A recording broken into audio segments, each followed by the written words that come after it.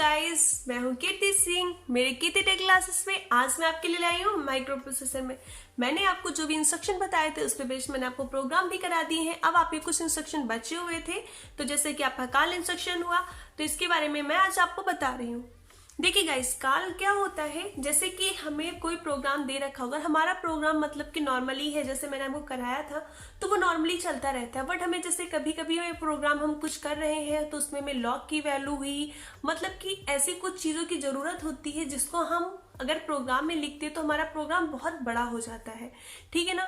तो हम क्या करते हैं, हम उसको प्रोग्राम में नहीं लिखते। जैसे आपकी जनरली लॉग की वैल्यू हो गई, ठीक है ना, आपके √2 की वैल्यू हो गई, √3 की वैल्यू होगी, तो जनरली हमें हमेशा तो यूज नहीं होती, कोई कोई प्रोग्राम में यूज होती है।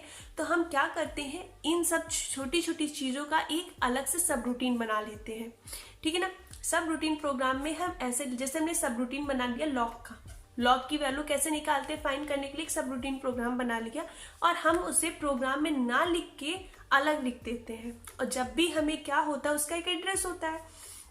जब भी हमें प्रोग्राम में कॉल के उस लॉग की वैल्यू की जरूरत होती है, तो हम क्या करते हैं, कॉल इंस्ट्रक्शन के जरिए जो भी लॉग की वैल्यू जिस भी प्रोग्राम में जिस एड्रेस पे दे रखी होती है, हम उसको कॉल कर लेते हैं। तो क्या होता है, हमारी लॉग की वैल्यू में मिल जाती है। इससे हमारा प्रोग्राम क्या होता है, बड़ा भी नहीं होता है और हमारे सारे प्रोग्राम्स की प्रॉब्लम सॉल्व हो जाती है।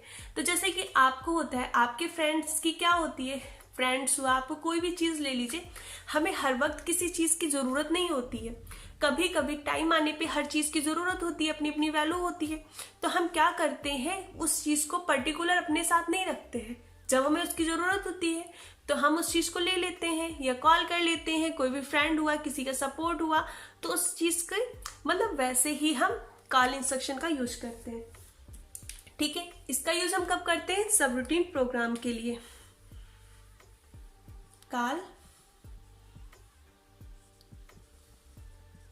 call instruction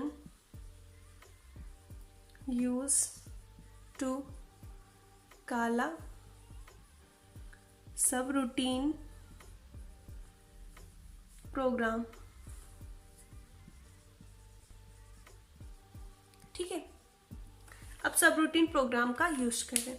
अब देखिए, कोई भी आपका, चलिए बाय एग्जांपल के तौर पे मान लीजिए कि आपका कोई प्रोग्राम चल रहा था, इसका address 1H 12H 13H 14H, यहाँ पे 15H, यहाँ पे आपका क्या इंस्ट्रक्शन दे दिया, कॉल करना है 2030H को।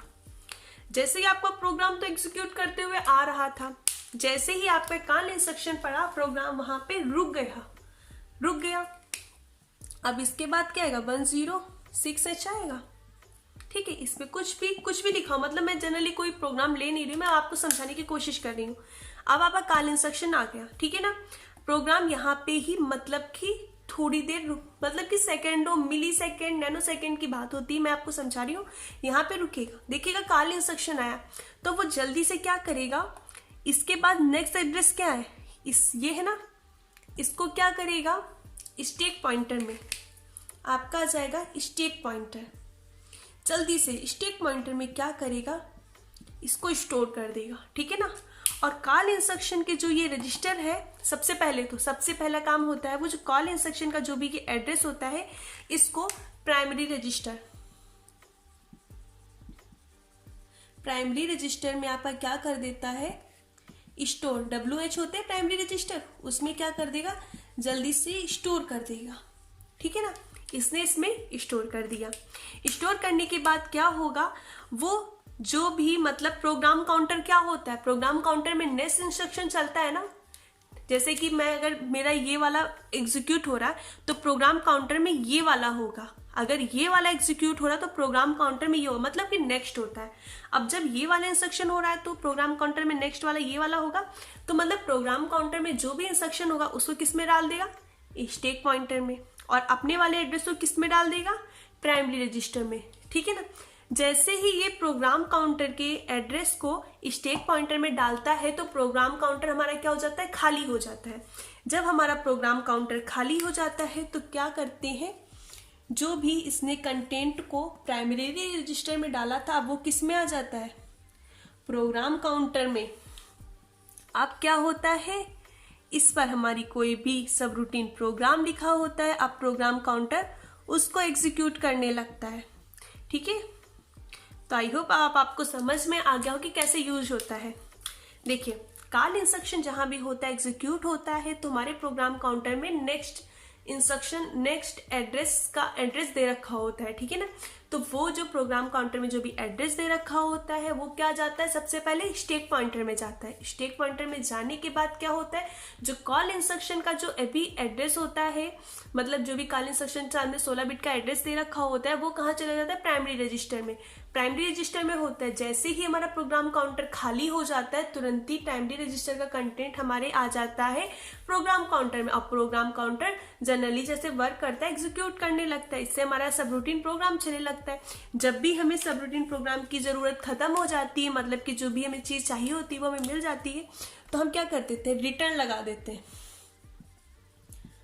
RET रिटर्न, और उसके बाद क्या लगा देंगे, 1006H ऐसे रिटर्न कर देंगे, तो हमारा ऑलरेडी इसी इंस्ट्रक्शन पे रिटर्न आ जाएगा। ठीक है ना, तो फिर हमारा यहाँ से प्रोग्राम चलता रहेगा।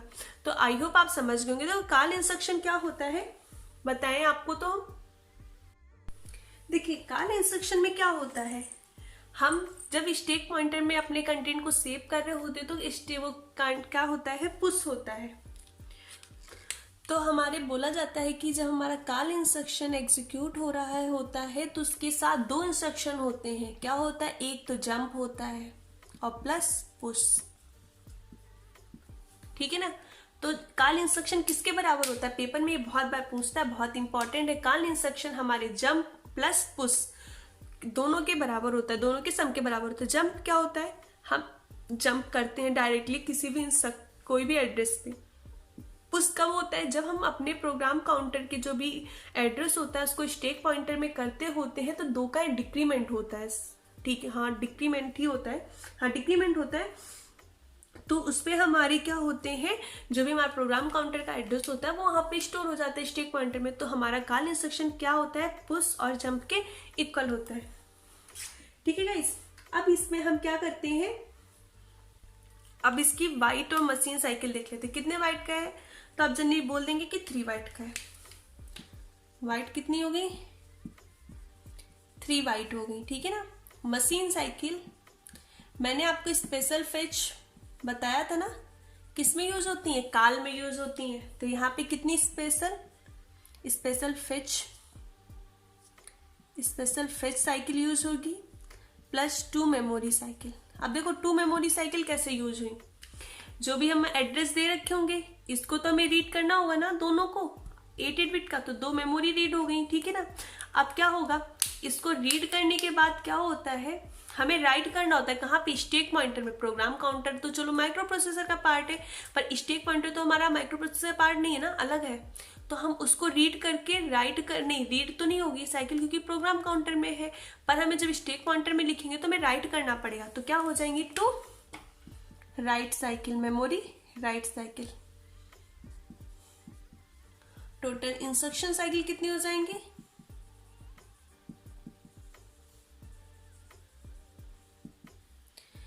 स्पेशल फेच में आपके लगती 60, वैसे कितनी लगती 40। तो ये 2 into 3t plus 2 into 3t, तो मतलब 60 प्लस 60 प्लस 60, तो मतलब आपके 18t। सबसे ज्यादा जो इंस्ट्रक्शन साइकिल होती है वो हमारे कॉल इंस्ट्रक्शन में ही लगती है। ठीक है ना, एड्रेसिंग मोड देखिए इसमें हमारा कहीं भी इमीडिएट एड्रेसिंग नहीं दिखा रहा, पर आप जनरली ध्यान रखिएगा, पेपर में जो भी कहते हैं ना, जो भी अपवाद होती हैं चीजें पेपर में, वो चीजें बहुत ज्यादा पूछी जाती है। देखिए इमीडिएट मैंने आपको बताया था कब होता है, जब आई लगा होता है, पर कॉल के साथ आई नहीं लगा होता है, फिर भी इसका जो एड्रेसिंग मोड होता है वो क्या होता है, इमीडिएट एड्रेसिंग मोड।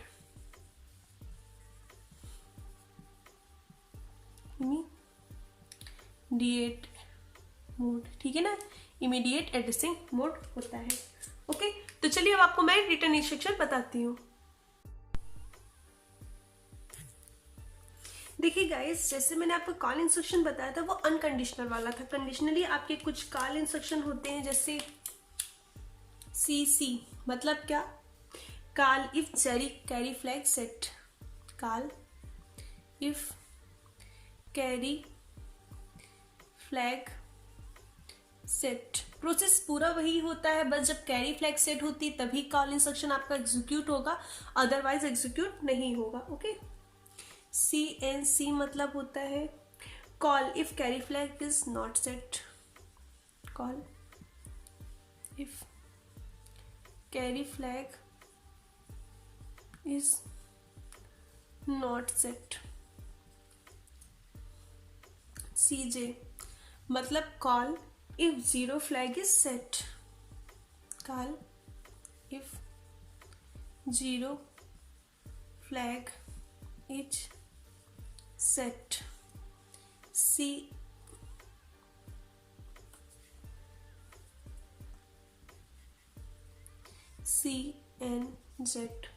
CNZ मतलब क्या होता है, call if zero flag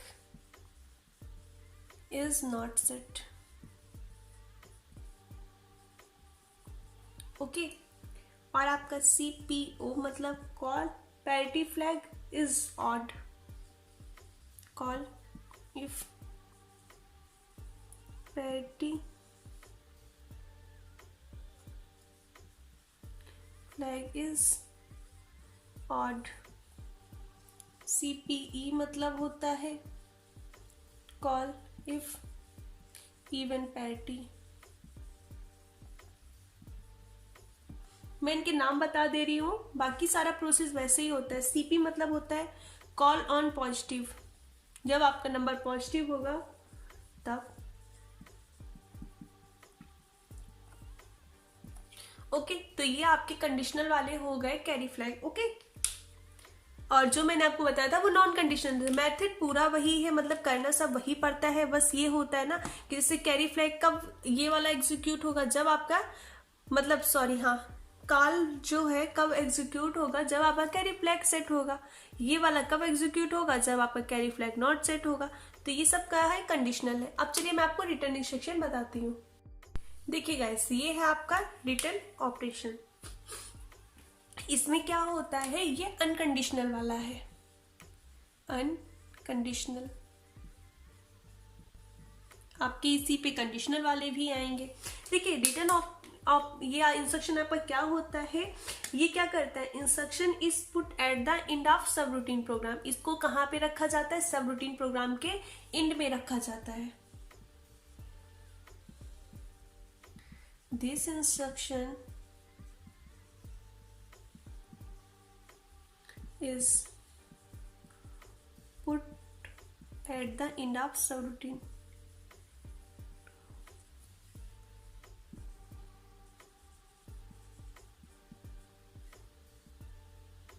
Subroutine program, ठीक है ना, लास्ट में रख दिया जाता है। अब मतलब क्या होता है कि अब आपका सब रूटीन प्रोग्राम कंप्लीट हो गया है, अब आपको इसमें कहाँ ले जाना, मेन प्रोग्राम में ले जाना है। इसका मतलब क्या होता है, जब ये इंस्ट्रक्शन एग्जीक्यूट होता है तो जो भी आपका स्टैक पॉइंटर में जो भी एड्रेस होता है वो कहाँ पे आ जाता है, प्रोग्राम काउंटर में। तो इसका मतलब ये क्या करता है, when this instruction is executed top of stack pointer is in the, कहाँ जाता है, प्रोग्राम काउंटर में। When this instruction is executed top of stack is popped। आपने सुना है, देखिए पुश और पॉप्ड, मैंने आपको स्टार्टिंग में ही बता दिए थे कि इंस्ट्रक्शन क्या होते हैं। देखिए जब हम कॉल इंस्ट्रक्शन करते हैं तो हमारा वहां पे पुश वाला होता है, क्योंकि हमें 2 का डिक्रीमेंट होता है। जब हम रिटर्न इंस्ट्रक्शन करते हैं तो हमारा 2 का इंक्रीमेंट होता है। तो मतलब यहाँ पे कौन सा हमारा इंस्ट्रक्शन एज अ वर्क करता है, पॉप्ड मतलब loaded in the program counter।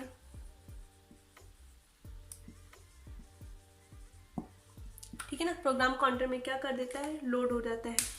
Generally आप इसे ये भी बोल सकते हैं, जब हमारा कॉल इंस्ट्रक्शन होता है तो 2 का डिक्रीमेंट होता है, जब हमारा रिटर्न इंस्ट्रक्शन होता है तो हमारा क्या होता है, 2 का इंक्रीमेंट होता है। When return instruction is executed, the stack pointer is a pop.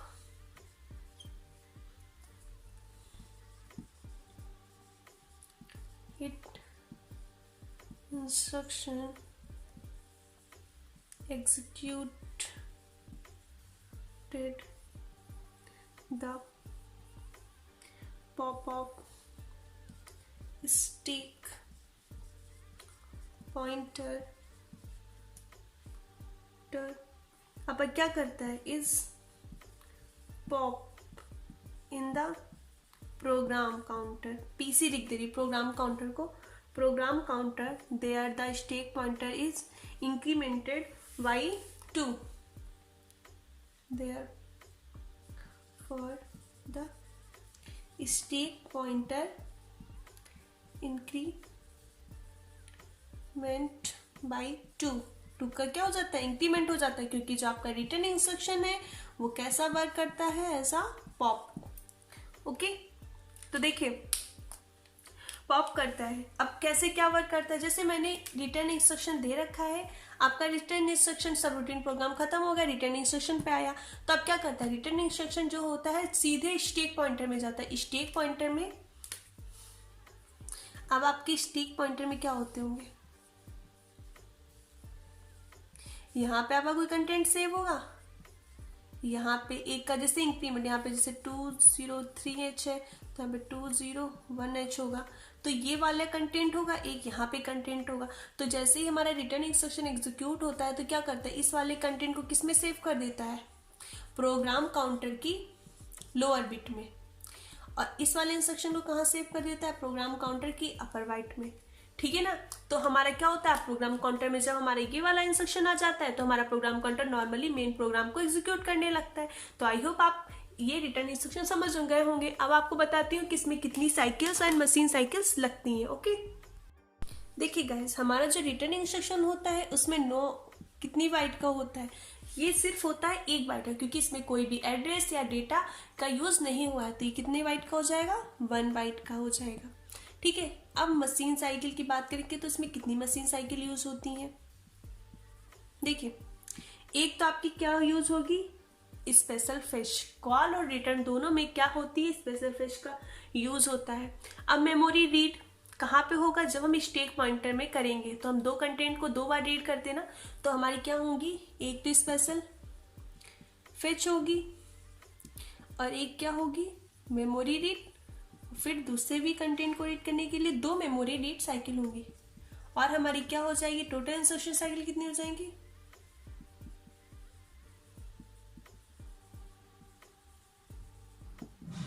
जो हो जाएंगी 60। मतलब स्पेशल फिश में कितनी होती है, 60 हो जाती है। मेमोरी रीड में 3T प्लस 3T, तो मतलब कितनी हो जाएंगी, 12T। टोटल आपकी इंस्ट्रक्शन साइकिल हो जाएंगी। ठीक है। अब हम बोले कि एड्रेसिंग मोड कौन सा होगा, तो इसमें जिसमें भी आपका कोई भी एड्रेस या डेटा नहीं होता वो क्या होता है, इम्प्लीसाइट एड्रेसिंग मोड।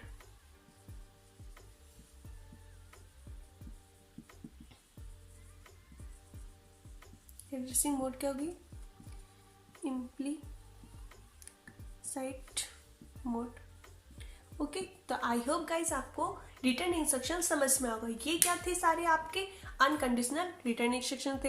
अब आपको मैं बताती हूँ कि कंडीशनल रिटर्न इंस्ट्रक्शन कैसे होते हैं। देखिए कंडीशनल रिटर्न इंस्ट्रक्शन आपकी ये है गाइस। देखिए आरसी का मतलब वैसे ही सेम होता है, return if carry flags, return if carry flag क्या हो, सेट हो।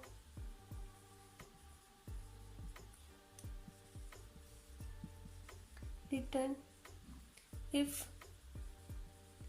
carry flag is not set, return if 0 flag set,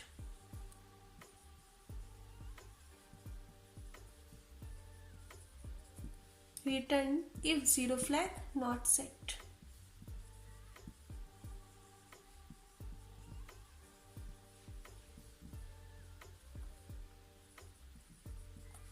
return if even parity.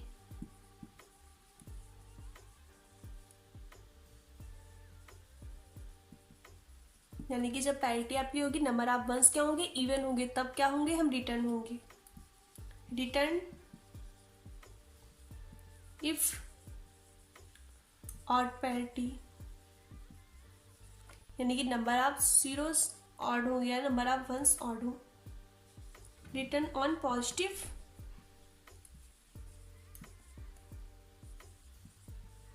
यानी कि नंबर क्या आपका पॉजिटिव हो। Return on negative.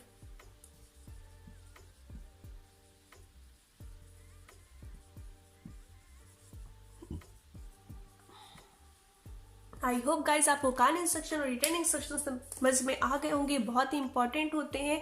आपको पूछ लिया जाता है, मैंने आपको कॉल इंस्ट्रक्शन में एक चीज़ नहीं बताई कि कॉल इंस्ट्रक्शन एग्जीक्यूट होने पे आपका क्या होता है कि आपका 2 का डिक्रीमेंट होता है, और रिटर्न इंस्ट्रक्शन एग्जीक्यूट होने पे आपका 2 का इंक्रीमेंट होता है। तो ये बात आप ध्यान रखिएगा। आपसे पेपर में कॉल इंस्ट्रक्शन और रिटर्न इंस्ट्रक्शन को लेकर बहुत सारी क्वेश्चन पूछ दी जाती हैं, क्योंकि जो आपकी सबसे ज़्यादा इंस्ट्रक्शन साइकिल होती है वो किस में लगती है, कॉल इंस्ट्रक्शन में लगती हैं। और स्पेशल फिश का यूज भी इन दोनों इंस्ट्रक्शन में होता है, और भी आगे भी होता है इंस्ट्रक्शन में, मैं आपको बता चुकी हूँ। तो ये सब आपके हो गए इंस्ट्रक्शन। अब आपके सिर्फ बचे हैं मशीन इंस्ट्रक्शन। मशीन इंस्ट्रक्शन में आपके EIM, पॉप, नॉप ये सब करके इंस्ट्रक्शन आते हैं। तो जनरली आपका कहो तो इंस्ट्रक्शन आपके खत्म हो चुके हैं। उसके बाद आपका मेमोरी पार्ट आएगा, तो मैं उससे बेस्ट आपको क्वेश्चन कराऊंगी। ओके गाइस, अगर आपको कोई भी डाउट है तो आप कमेंट बॉक्स में कमेंट करके पूछ सकते हैं। गाइस, अगर आपको मेरी वीडियो अच्छी लगती हैं, आप मेरी और वीडियोस चाहते हैं, तो मेरी वीडियोस को ज़्यादा से ज़्यादा लोगों को शेयर कीजिए, लाइक कीजिए और चैनल को सब्सक्राइब कीजिए। Thank you.